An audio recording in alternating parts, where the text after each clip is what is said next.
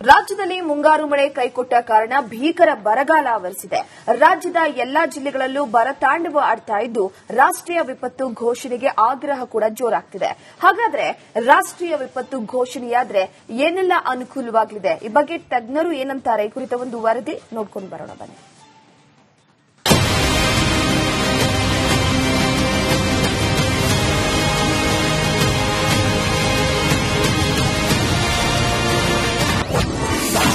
ಕೈಕೊಟ್ಟ ಮಳೆ, ರಾಜ್ಯದಲ್ಲಿ ಭೀಕರ ಜಲಕ್ಷಾಮ, ರಾಷ್ಟ್ರೀಯ ವಿಪತ್ತು ಘೋಷಣೆಗೆ ಹೆಚ್ಚಾಯಿತು ಆಗ್ರಹ.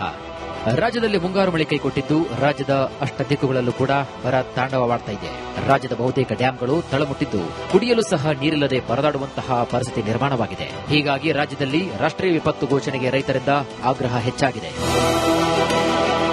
ರಾಜ್ಯದಲ್ಲಿ ನೈಸರ್ಗಿಕ ವಿಕೋಪಗಳು ಸಂಭವಿಸಿದಾಗ ರಾಷ್ಟ್ರೀಯ ವಿಪತ್ತು ಘೋಷಣೆಯ ಕೂಗು ಕೂಡ ಪದೇ ಪದೇ ಕೇಳಿಬರುತ್ತದೆ. ಈ ಬಾರಿ ಮಳೆ ಬಾರದ ಕಾರಣ ರಾಜ್ಯದಲ್ಲಿ ತೀವ್ರ ಜಲಕ್ಷಾಮ ಉಂಟಾಗಿದ್ದು ರಾಷ್ಟ್ರೀಯ ವಿಪತ್ತು ಘೋಷಣೆಗೆ ಒತ್ತಾಯ ಹೆಚ್ಚಾಗ್ತಿದೆ. ರಾಜ್ಯದಲ್ಲಿ ಪ್ರವಾಹ ಅಥವಾ ತೀವ್ರ ಬರಗಾಲ ಎದುರಾದಾಗ ರಾಜ್ಯ ಸರ್ಕಾರದ ಬಳಿ ಇರುವಂತಹ ರಾಜ್ಯ ವಿಪತ್ತು ಸ್ಪಂದನಾ ನಿಧಿ ಸಾಲುವುದಿಲ್ಲ. ಇಂತಹ ಸಂದರ್ಭದಲ್ಲಿ ಕೇಂದ್ರ ಸರ್ಕಾರ ಇದನ್ನ ರಾಷ್ಟ್ರೀಯ ವಿಪತ್ತು ಅಂತ ಪರಿಗಣಿಸಿದರೆ ಕರ್ನಾಟಕಕ್ಕೆ ತಕ್ಷಣವೇ ಎನ್ಡಿಆರ್ಎಫ್ ಅಂದ್ರೆ ರಾಷ್ಟ್ರೀಯ ವಿಪತ್ತು ಸ್ಪಂದನಾ ನಿಧಿಯಿಂದ ಕೋಟ್ಯಾಂತರ ರೂಪಾಯಿ ಹೆಚ್ಚುವರಿ ಹಣಕಾಸಿನ ನೆರವು ಹರಿದು ಬರಲಿದೆ. ಜೊತೆಗೆ ರಕ್ಷಣಾ ಕಾರ್ಯಾಚರಣೆಯಲ್ಲೂ ಕೂಡ ಗಣನೀಯ ಬದಲಾವಣೆಯಾಗುತ್ತದೆ. ಅಲ್ಲದೆ ಕೇಂದ್ರದ ಗೋದಾಮುಗಳಿಂದ ಉಚಿತ ಆಹಾರ ಧಾನ್ಯ, ಔಷಧಿಗಳು ಮತ್ತು ತುರ್ತು ಸಾಮಗ್ರಿಗಳು ಕೂಡ ಸಿಗಲಿದೆ. ಇನ್ನೂ ಒಂದಷ್ಟು ದಿವಸ ಆಗಸ್ಟ್ನಲ್ಲಿ ಮಳೆ ಬರುತ್ತೆ ಅಂತ ನಾವು ಊಹೆ ಮಾಡಿದ್ದೀವಿ. ಮಳೆ ಬರದೇ ಹೋದ್ರೆ ಆಗಸ್ಟ್ನಲ್ಲಿ ಸೆಕೆಂಡ್ ವೀಕ್ ವರೆಗೂ ನೋಡ್ತೀವಿ. ಸೆಕೆಂಡ್ ವೀಕ್ ನಂತರ ಮಳೆ ಬರದೇ ಹೋದ್ರೆ we will prepare a memorandum and submit it to government of India. ಈಗಾಗಲೇ ಪತ್ರಗಳು ಬರೆದಿದ್ದೇವೆ, ಮುಖ್ಯಮಂತ್ರಿ ಬರೆದಿದ್ದಾರೆ, ನಾನು ಬರೆದಿದ್ದೇನೆ. ಆ ಪತ್ರಗಳಿಗೇನು ಏನು ರೆಸ್ಪಾನ್ಸ್ ಬಂದಿಲ್ಲ. ಆಗಸ್ಟ್ 15 ನಂತರ ನಾವು ಮೆಮೊರಾಂಡಮ್ ಅನ್ನ ಕೊಡ್ತೀವಿ. ನಾರ್ಮಲ್ ಆಗಿ ಅವರು ಮೆಮೊರಾಂಡಮ್ ನಾವು ಕೊಟ್ಟ ಮೇಲೆ ಅವರು ಅಲ್ಲಿಂದ ಟೀಮ್ ಕಳಿಸ್ತಾರೆ. ಆ ಟೀಮ್ ಬಂದು ಎವ್ಯಾಲ್ಯೂಯೇಟ್ ಮಾಡ್ತಾರೆ. ಮಾಡಿ ನಾವು ಕೊಟ್ಟಂತ ಮೆಮೊರಾಂಡಮ್ಮು ನಾವು 3,000 ಕೋಟಿ ಕೇಳಬಹುದು, 5,000 ಕೋಟಿ ಕೇಳಬಹುದು.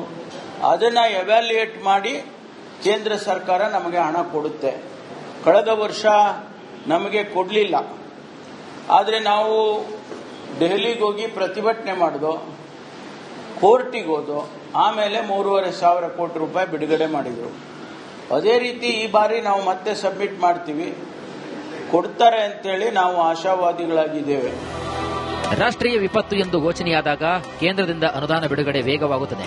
ಬ್ಯಾಂಕ್ ಸಾಲ ಮರುಪಾವತಿಗೆ ವಿನಾಯಿತಿ ಸಿಗುವುದರಿಂದ ಸಂಕಷ್ಟದಲ್ಲಿರುವಂತಹ ರೈತರು ಮತ್ತು ಸಣ್ಣ ಉದ್ಯಮಿಗಳಿಗೆ ದೊಡ್ಡ ರಿಲೀಫ್ ಸಿಗುತ್ತದೆ.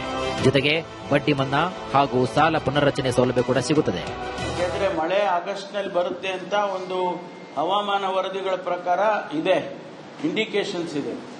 ಸಾಮಾನ್ಯವಾಗಿ ಯಾವುದೇ ವರ್ಷ ಬರಗಾಲದ ವರ್ಷದಲ್ಲಿ ಆಗಸ್ಟಿಗೆ ಮುಂಚೆ ನಾವು ಮೆಮೊರಾಂಡಮ್ ಕೊಡಲ್ಲ. ಡಿಲೇ ಆಗಿಲ್ಲ, ಯಾವ ಕಾರಣಕ್ಕೂ ಡಿಲೇ ಆಗಿಲ್ಲ. ನಾವು ಆಗಸ್ಟ್ 15 ನಂತರ ಕಳಿಸ್ತೀವಿ. ತಜ್ಞರ ಅಭಿಪ್ರಾಯದಂತೆ ಯಾವುದೇ ಒಂದು ವಿಕೋಪವನ್ನ ರಾಷ್ಟ್ರೀಯ ವಿಪತ್ತು ಅಂತ ಘೋಷಣೆ ಮಾಡುವುದರಿಂದ ರಾಜ್ಯದ ಆರ್ಥಿಕ ಹೊರೆ 80% ಕಡಿಮೆಯಾಗುತ್ತದೆ. ಸಂಕಷ್ಟದಲ್ಲಿರುವಂತಹ ರಾಜ್ಯಕ್ಕೆ ಕೇಂದ್ರದ ಸಂಪೂರ್ಣ ಶಕ್ತಿ ಮತ್ತು ಸಂಪನ್ಮೂಲಗಳ ಬೆಂಬಲ ಸಿಗುವುದರಿಂದ ಚೇತರಿಕೆ ವೇಗವಾಗಿ ಸಾಧ್ಯವಾಗುತ್ತದೆ.